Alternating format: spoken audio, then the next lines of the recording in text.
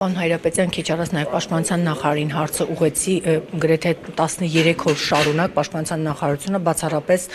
տեղեկատվական դաշտում հերքում է, որ Ադրբեջանին չի կրակել, հակառակորդի կողմ չի կրակել, որ որևէ նման գործողություն չի իրականացել, ինչու արբանյակների միջոցով որպես ապացույց չենք ներկայացնում հակառակորդին, որ ըստ էության մենք չենք կրակում, ապացույցներով խոսենք, ինչու նման քայլի չենք դիմում, պարոն Հայրապետյան։ Կներեք, իհարկե, նախ ես կարծում եմ, որ Պաշտպանության նախարարը շատ համոզիչ պատասխան արդեն իսկ տվել է, այն է, երբ Հայաստանի հանդեպ կա մեղադրանք, մեղադրող կողմը պիտի համապատասխան ապացույցներ ներկայացնի։ Եվ ես ձեր կողմից վստահ եմ միտում չկա, բայց ուզում եմ նաև ինքս հասկանալ, թե օրինակ դուք ինչի եք կարծում, որ Հայաստանը այդտեղ ապացուցելու ինչ-որ բան ունի։ Այսինքն, եթե դու ինչ-որ որևէ բան չես արել,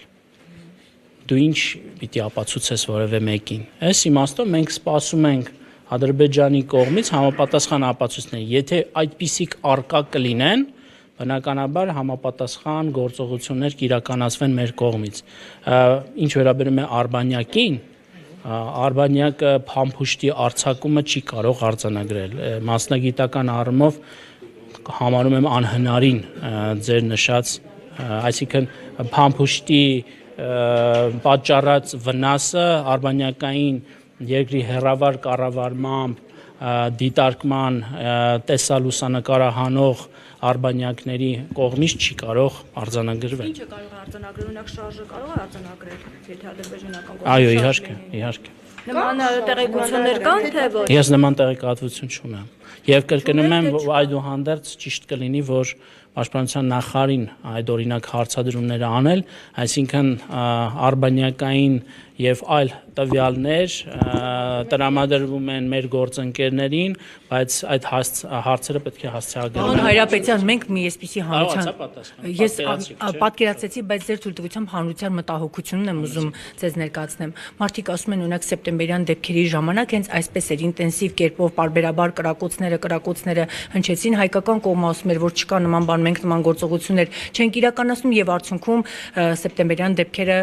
սկսվեցին։ Հիմա հանրության մտահոգությունն այն է, որ միջազգային հանրության մոտ Ադրբեջանը ուզում է ցույց տալ, որ ագրեսորը Հայաստանն է։ Ինչու մենք միջազգային հանրության մոտ ցույց չտանք, որ Հայաստանը ագրեսոր չէ, ագրեսորը Ադրբեջանն է եւ ապատեղեկատվություն է տարածում։ Սա է մտահոգությունը։ Տեսեք, այն ինչ որ դուք նշում եք, որ հանրությունը մտահոգվում է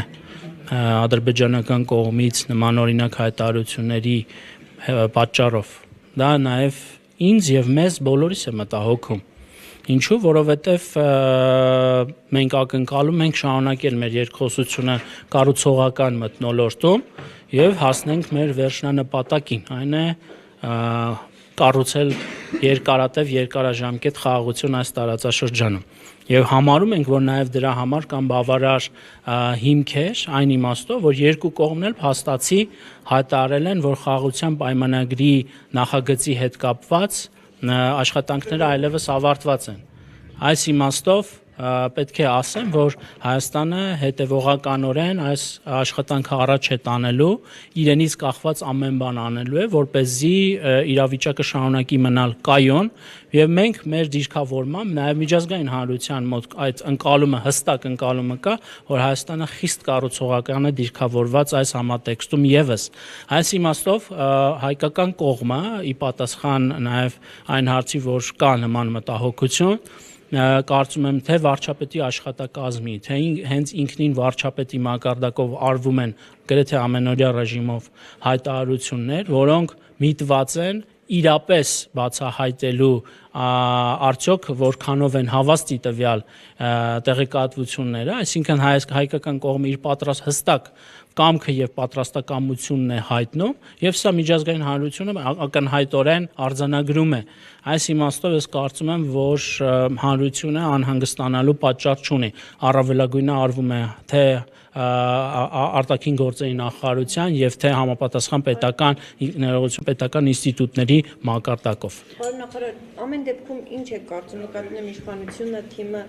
ինչ նպատակով է այս տեղեկատվական բանը ապահովում, ֆոնը ապահովում Բաքուն, ինչ է։ Ձեր թույլտվությամբ ենթադրություններ չանենք, միայն ես ուզում եմ ասել հետեւյալը. ադրբեջանական կողմը ինքնին հայտարարել է ընդ որում, եթե չեմ սխալվում, առաջին ինքը հայտարարեց, որ աշխատանքները խաղաղության պայմանագրի նախագծի շուրջ, փաստաթղթի շուրջ ավարտված են եւ մեզ ոչինչ չի խանգարում, որպեսզի մենք շարունակենք այն մթնոլորտում, ինչը որ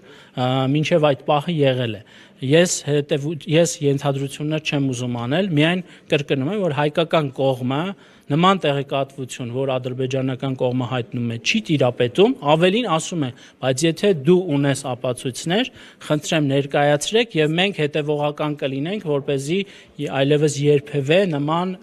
միջադեպեր չկրկնվեն։ Արդյոք այդ գործողություններն օրերով Ես էլ առաջարկում եմ լսենք գործընկերոջը, հետո ձեզ։ Փաշինյանն ասում է, Չպատասխանեմ ձեր հարցին։ ավարտեք։ Փաշինյանն ասում է, որ պատրաստ է միայնակ ստորագրել։ Իսկ մյուս կողմից տեսնում ենք Ադրբեջանը կրկին պայմաններ է առաջ քաշում, այդ թվում սահմանադրական փոփոխությունների հարցն է առաջ քաշում։ Ստացվում է, ոնց որ տանգոն մենք այդ խաղաղության, այսպես ասած, մենակ ենք ուզում բարենք, տես լինում է։ Չգիտեմ ձեր ասածին ինչպես արձագանքեմ, որովհետև խաղաղության պայմանագիրը ստորագրելու համար եւ խաղաղություն կառուցելու համար հարկավոր է երկկողմանի ջանք եւ ներդրում այս իմաստով։ Հետեւաբար ակնհայտ է, որ եթե Ադրբեջանը հայտարարում է եւ պատրաստ է այն փաստաթուղթը ստորագրել, որի մասին մենք խոսում ենք, այդ իմաստով ես կարծում եմ, որ որևէ խնդիր չի լինի։ Թե դուք ինչ նկատի ունեք Հանրապետության, որ միակողմանի ստորագրվի եւ Հայաստանը փաստորեն պարտավորվում է այդ փաստաթուղթը իրականացնել, իսկ Ադրբեջանը Ես իսկապես ավելին ասել չեմ կարող, ես առավելագույնն կարծում եմ հնչեցրի։ Բայց քննարկվել է անհասարակայնորեն այդպիսի սցենար միայնակ ստորագրել։ Ես բավարար տեղեկատվություն չունեմ այդ մասին։ Պարոն Հայրապետյան, ռազմարդյունաբերության բյուջեն, եթե դա հրապարակվելու ենթակա է, նախորդ տարի որքան է եղել եւ որքանն է ծախսվել, կարող եք ասել։ Ռազմարդյունաբերության բյուջեն նկատի ունեք R&D աշխատանքների բյուջեն, Որը ուղղել է ռազմարդյունաբերության։ որովհետև ռազմարդյունաբերության բյուջեն շատ մեծ հասկացություն է։ Ռազմարդյունաբերության մեջ միայն բարձր տեխնոլոգիական արդյունաբերության նախարարությունը չէ, որ ծախս է կատարում, այդտեղ առյուծի բաժինը պաշտպանության նախարարության կողմից ոլորտին արվող պետական պատվերներն են։